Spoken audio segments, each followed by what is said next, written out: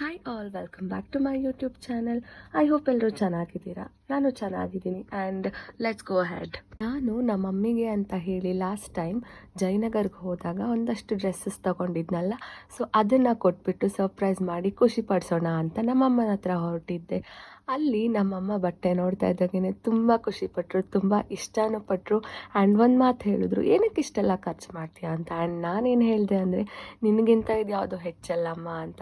And ಬಟ್ಟೆನ ನೋಡ್ತಾ ಇದ್ರು, ತುಂಬಾ ಇಷ್ಟಪಟ್ಟರು ನಮ್ಮಮ್ಮ. ನನಗೂ ಖುಷಿ ಆಯಿತು. ನಮ್ಮಮ್ಮ ನನಗೆ ಅಂತ ಸ್ವಲ್ಪ ಡ್ರೈ ಫ್ರೂಟ್ಸ್ನ ಎತ್ತಿಟ್ಟಿದ್ರು, ತಿನ್ನು ಅಂತ ಫೋರ್ಸ್ ಮಾಡ್ತಾಯಿದ್ರು. ಬಟ್ ನನಗೆ ಯಾಕೋ ಬೇಡ ಅನ್ನಿಸ್ತು. ಆಮೇಲೆ ಮತ್ತೆ ಸ್ವೀಟ್ ತಿನ್ನು ಅಂತಲೂ ಫೋರ್ಸ್ ಮಾಡಿದ್ರು. ಹಾಗಾಗಿ ಜಸ್ಟ್ ಒಂದು ಪೀಸ್ನ ಟೇಸ್ಟ್ ಮಾಡಿದೆ ಅಷ್ಟೇ.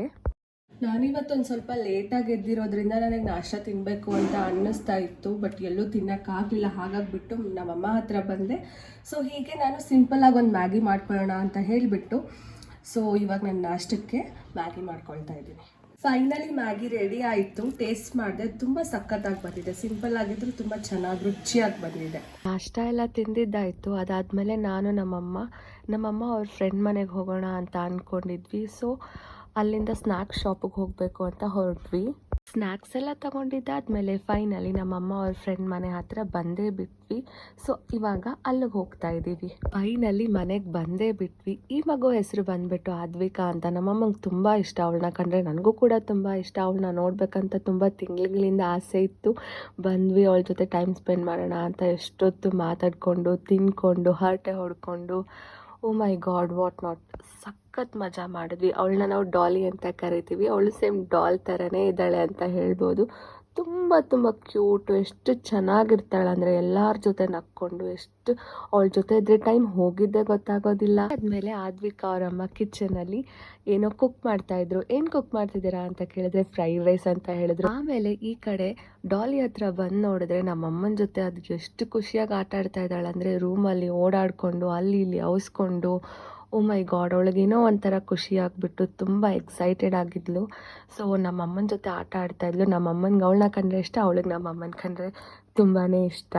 ಹಾಗೆ ಮತ್ತು ಡಾಲಿಯವ್ರ ಅಮ್ಮ ಹತ್ರ ಮಾತಾಡೋಣ ಅಂತ ಕಿಚನಿಗೆ ಬಂದೆ. ಅವರು ಯಾವ ಥರ ಮಾಡ್ತಾಯಿದ್ದೀರಾ ಫ್ರೈಡ್ ರೈಸ್ ರೆಸಿಪಿ ಅಂತ ಕೇಳಿದ್ದಕ್ಕೆ ತುಂಬ ಸಿಂಪಲ್ಲಾಗಿ ನೀಟಾಗಿ ಒಂಥರ ತುಂಬ ಚೆನ್ನಾಗಿ ಬೇರೆ ಥರನೇ ಮಾಡಿದರು. ಮತ್ತು ತುಂಬ ಡಿಫ್ರೆಂಟಾಗಿ ಯುನೀಕ್ ಆಗಿತ್ತು. ಕ್ಯಾರೆಟ್ ಎಲ್ಲ ಕಟ್ ಮಾಡಿಕೊಂಡು ಆ್ಯಂಡ್ ಬೀನ್ಸ್ನ ಎಲ್ಲ ಒಂದು ಬೌಲಲ್ಲಿ ಸಪ್ರೇಟ್ ನೀರಲ್ಲಿ ನೆನೆಸಿಟ್ಬಿಟ್ಟು ಅದನ್ನು ಬೇರೆ ರೀತಿಲೇ ವಾಶ್ ಮಾಡಿದ್ರು. ತುಂಬ ಹೈಜಿನಿಕ್ ಆಗಿತ್ತು ಆ್ಯಂಡ್ ರುಚಿನೂ ಕೂಡ ಅಷ್ಟೇ. ತುಂಬ within a fraction of seconds ಒಂಥರ ಹೇಳೋಕ್ಕೆ ಆಗೋದಿಲ್ಲ, ಅಷ್ಟು ಚೆನ್ನಾಗಿತ್ತು ಫ್ರೈಡ್ ರೈಸ್. ನನಗಂತೂ ತುಂಬ ಇಷ್ಟ ಆಯಿತು. ಅಷ್ಟೊತ್ತಿಗೆ ಡಾಲಿ ನಮ್ಮಮ್ಮನ ಕರ್ಕೊಂಡು ಕಿಚನ್ಗೆ ಬಂದುಬಿಟ್ಲು. ಅಲ್ಲಿ ನಮ್ಮಮ್ಮನ ಸತಾಯಿಸ್ತಾ ಇದ್ಲು. ಅದನ್ನು ನೋಡೋಕೆ ನಂಗೆ ತುಂಬಾ ಖುಷಿ ಆಗ್ತಾ ಇತ್ತು.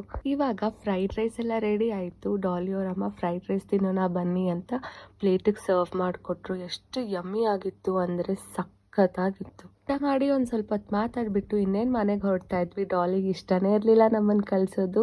ಸೊ ಇದಾಗಿತ್ತು ನನ್ನ ವ್ಲಾಗ್. Thank you.